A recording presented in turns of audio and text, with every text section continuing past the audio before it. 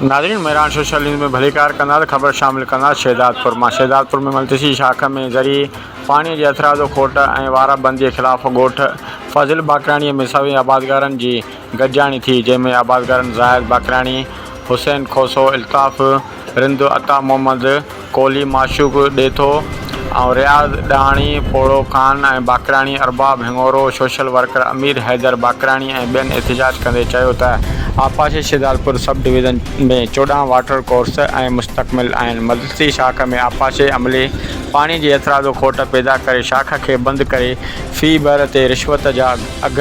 मुक़ररु करे रोज़ानो शाख खे बंदि करे पोखियल फसल सुकाए ज़रिए ज़मीनूं बंजर बणाइण जूं साज़िशूं करे आबादगारनि खे मुआशी क़त्ल आम करे परेशान कयो पियो वञे। उन हवाले सां ही रिपोर्ट पेश आहे शहदादपुर मां असांजे मेरान सोशल न्यूज़ जो रिपोर्टर वहीद बागराणीअ जी।